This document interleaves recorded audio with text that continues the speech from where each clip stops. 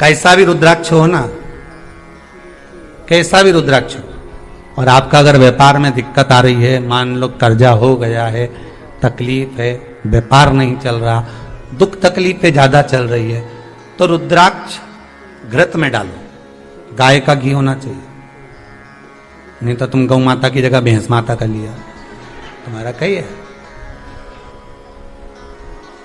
आजकल नकली का जमाना है, नकली इतना हो गया कि असली पहचान में ही नहीं आए कि नकली है कि असली।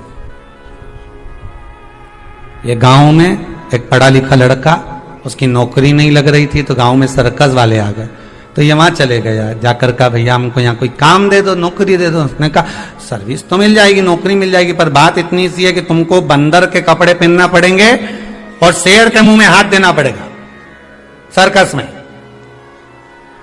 कितना मिलेगा? 10,000 रुपये महीना मिलेगा। उसने कहा 10,000 में अगर शेर के मुंह में हाथ देना, ठीक है, नौकरी तो मिल रही है ना अपने कोई सी भी, पिंजरे के अंदर, ठीक है। उसने 10,000 में नौकरी कर ली। इसको पिंजरे में बंदर के कपड़े पहना के छोड़ दिया। थोड़ी देर बाद सर्कस का जैसी पर्दा खुला और शेर की आवाज आई और शेर को पिंजरे में छोड़ा। ये घबरा गया।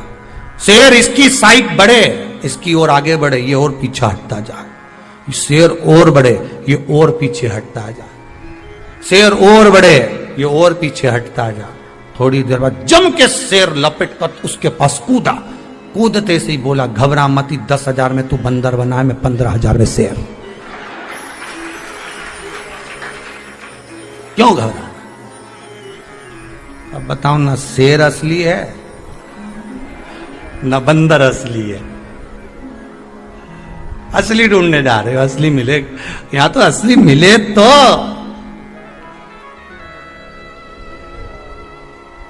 मिलना बहुत कठिन है। असली घी नहीं मिल रही है लोगों को, तो असली गुरु ढूंढने चले।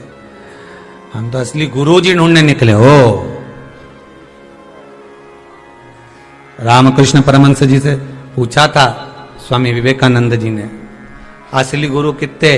तो उन्होंने राई ली, सरसों, बालू रेत पे डाल दी गंगा जी के घाट पर के, सब बीन के ला, जितनी मैंने फेंकी। अब उस गुरुदेव के कहने पे बीन के लाए तो इतनी सी सरसों हाथ में गई। बस इतनी सरसों में से इतनी जो मिली है ना, बस असली इतने ही मिलेंगे, बाकी के तो सब डुप्लीकेट।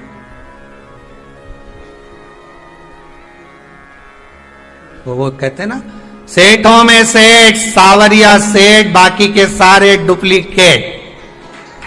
अपने आप को भले सेठ के, सेठ जी आया, सेठ जी आया, सेठ जी आया, तो काय का सेठ? सेठ तो सावरिया। नानी भाई क्या गया, 56 करोड़ का मायरा भरी आया। द्रौपदी क्या गया, एक उंगली उठाई, 9,999 साड़ी दिया आया। भोजन कम पड़ा, आधा चावल का दाना झूठा खा गया, 10,000 ब्राह्मणों का पेट भर दिया। सेठ तो वह जबरदस्ती लोगों को चने की झाल पे चढ़ाते हो, सेठ जी आ गए, सेठ जी आ गए, हमारे गांव का सेठ जी, हमारे नगर का सेठ जी। तो अरे ये जितना बोले नहीं, समझ लेना तुमसे 500 का नोट लेने वाला है या तुमसे कोई काम करवाने वाला है। सेठ जी बोले, इनसे तो कुछ काम कराने। तो सेठ तो एक, वो परमात्मा को सेठ कहो, भगवान को सेठ कहो। हम तो केवल उसके चरणों की धूल है, उस परमात्मा के चरणों की हम केवल धूल हैं। और भगवान से प्रार्थना करना कि आपके चरणों की धूल बनाकर रखना, क्योंकि भगवान के चरणों की धूल कोई सस्ती नहीं होती, कीमती होती है। कीमत वाला भगवान ही बना सकता है, आप कोई दूसरा नहीं। उसके चरणों की धूल है। भगवान से कहो, हम बस तुम्हारे चरणों में लगा कर रखो, कुछ नहीं चाहिए।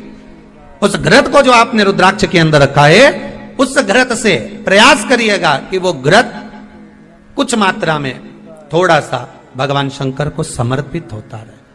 क्या मिलता है शिव जी को घृत चढ़ाने से, घी चढ़ाने से? गाय का घी शंकर को चढ़ाने से। ये नकली घी नहीं दे हो, फिर समझ जाना, डुप्लीकेट मत चढ़ाना। भले इतना सा चढ़ाओ पर असली चढ़ाओ।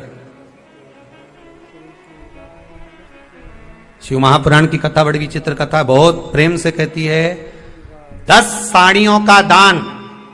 कई लोगों की आदत होती है भागवत जी पे साड़ी चढ़ाओ, रुक्मणी ब्याह में साड़ी चढ़ाओ, भागवत जी पे साड़ी चढ़ाओ। हम मना नहीं करेंगे कि साड़ी मत चढ़ाओ, आप भागवत जी पे खूब साड़ी चढ़ाओ, पर निवेदन है 10 साड़ी चढ़ाने से अच्छा है एक चढ़ाओ, पर अच्छी चढ़ाओ। जो भागवत महारानी पर जब आप चढ़ाओ तो जो व्यास वक्ता हो, जो कथा वाचने वाला हो,